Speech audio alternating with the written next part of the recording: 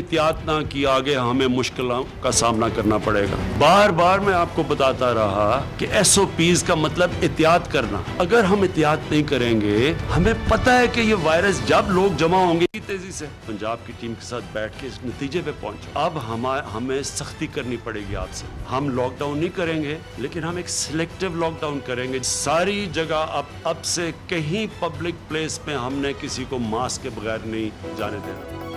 मुइशत चलती रहेगी, पंजाब में लॉकडाउन नहीं होगा, कोरोना को रोकेंगे, जहां SOPs पर अमल ना हुआ वो इलाका ही बंद कर देंगे। बार बार कहता रहा, लोगों ने एहतियात ना की, अब हमें सख्ती करनी पड़ेगी। वजीर आजम ने साफ बता दिया, कहा कि टाइगर फोर्स की निशानदेही पर पुलिस और इंतजामिया एक्शन लेगी। अवामी मकामात पर बगैर मास्क के जाने पर पाबंदी आयद।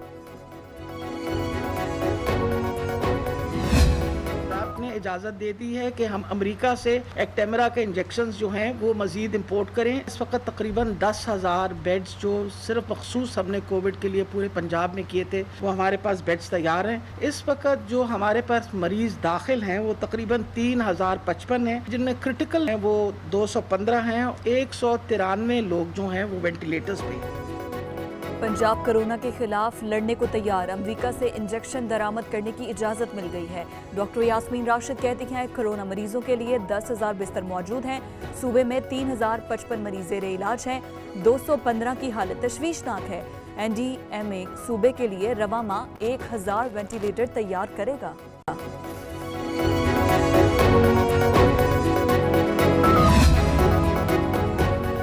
सियासतदान और खिलाड़ी भी कोरोना के निशाने पे आ गए।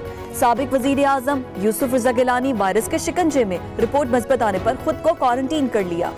स्पीकर खैबर पख्तूनख्वा असम्बली मुश्ताक गनी का कोरोना टेस्ट भी पॉजिटिव आ गया। कोरोना ने कौमी क्रिकेट टीम के साबिक कप्तान शाहिद खान आफरीदी को भी कैच कर लिया। लिखा, कल से तबीयत खराब है, सिपहसालार का बूम बूम को टेलीफोन, खैरियत दरियाफ्त की।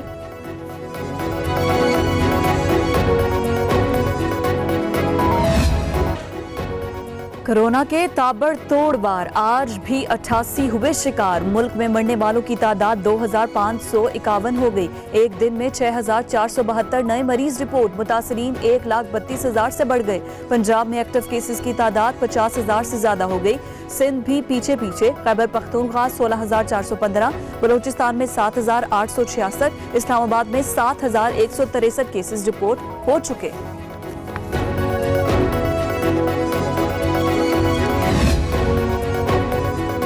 कोरोना के बढ़ते हमले रोकने के लिए बड़ा इकदाम। इस्लामाबाद के G92 और G93 को सील कर दिया गया।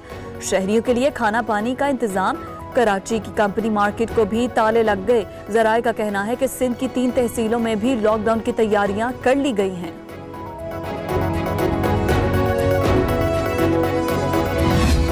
5,000 अरब रुपए वापस किए गए और अब 2,900 अरब और देने हैं। हम कर्ज बुनियादी तौर पर इसलिए ले रहे हैं कि हमें माजी के कर्जों से निपटना है। इस बजट में हमने ये फैसला किया कि हम कोई नया टैक्स नहीं लगाएंगे, क्योंकि कोरोना वायरस की वजह से लोग मुश्किल में हैं।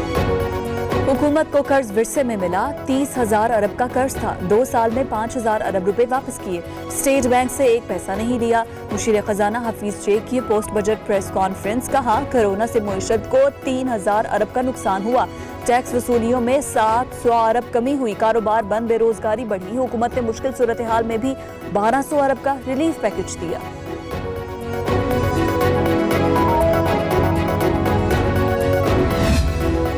मुश्किल में हैं और हम उन पे इजाफी बोझ नहीं डालना चाहते। दुनिया में तेल की कीमतें कम हुई और पेट्रोल और डीजल की कीमतें कम हुई तो हुकूमत ने कोशिश की इस तरह न करे कि अपने टैक्सेस बढ़ा ले और वो खुद जितना चाहे उसको रखे। बजट में अवाम पर बोझ नहीं डाला। 1,600 दरामदी अशिया पर ड्यूटी 0 कर दी। 10 किस्म के विदहोल्डिंग टैक्स खत्म कर दिए। कैपिटल गेन टैक्स आधा कर दिया। निजी शोबे के लिए मराद, बेरोजगारी कम करने की कोशिश की। मुशीर खजाना कहते हैं, छोटे कारोबारी अफराद के 3 माह के बिजली बिल अदा किए। डीजल और पेट्रोल की कीमतों में खातर ख्वाह कमी लाई।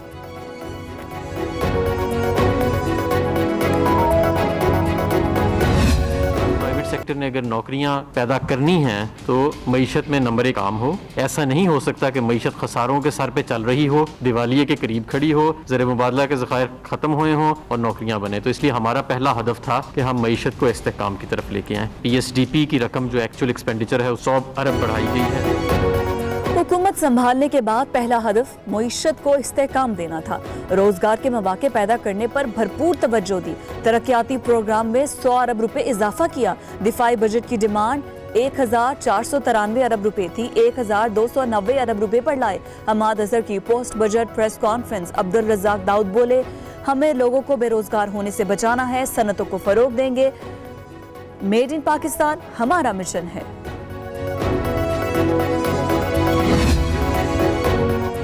विफाकी बजट में सिर्फ तसल्लियां दी गई। सिंध के साथ फिर नारवा सलूक हुआ।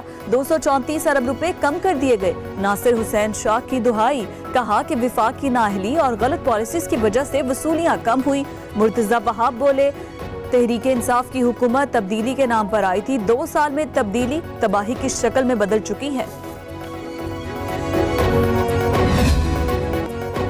लाखों नौकरियां कहां गईं? तरक्याती मंसूबे कहां हैं? आखिर विफाकी बजट में गरीबों और मेहनत कशों के लिए रखा ही क्या है?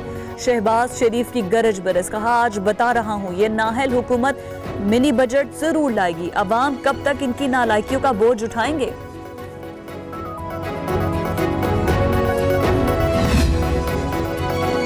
बजट आया, गरीब के लिए क्या लाया? क्या आटा सस्ता हुआ? चीनी सस्ती हुई? दालों के दाम गिर गए? नौकरियों के दरवाजे खुल गए? खान साहब, आखिर इस बजट में आपके वजीर और मुशीर हमारे लिए क्या लाए हैं? पब्लिक न्यूज के प्रोग्राम पब्लिक की आवाज में शहरियों के जते सवालात।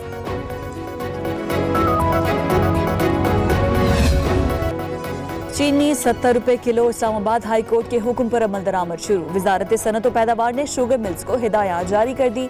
यूटिलिटी स्टोर्स पर चीनी यकीनी बनाने के लिए खत।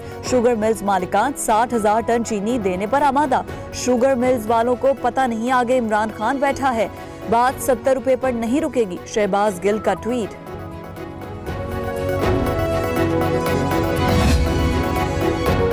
अदालत शुगर मिल्स मालिकान के साथ हमारे तहफ़्फ़ुज़ात भी सुने। इंक्वायरी कमीशन और गन्ने के काश्तकार भी इस्लामाबाद हाई कोर्ट जा पहुंचे। केस में फरीक बनने के लिए दरख्वास्त। अवाम पेट्रोल के हुसूल के लिए दरबदर। एक पेट्रोल पंप से दूसरे पेट्रोल पंप के चक्कर। शहरी सस्ते पेट्रोल का इज़ाब भुगत रहे हैं।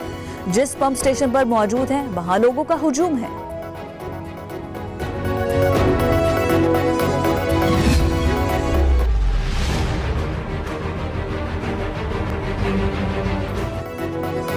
पीपल्स पार्टी की आला शख्सियात पर हिरासा करने का इल्जाम। अमरीकी खातून शहरी के खिलाफ इंदराज मुकदमा की दरख्वास्त पर फैसला महफूज। सेशन कोर्ट इस्लामाबाद 15 जून को हुक्म सुनाएगी। FIA के बाद PTA ने भी सिंथिया रिची के खिलाफ मुकदमा दर्ज करने की मुखालिफत कर दी। खातून ने रहमान मलिक, यूसुफ ज़गलानी पर हिरासा करने का इल्जाम लगाया।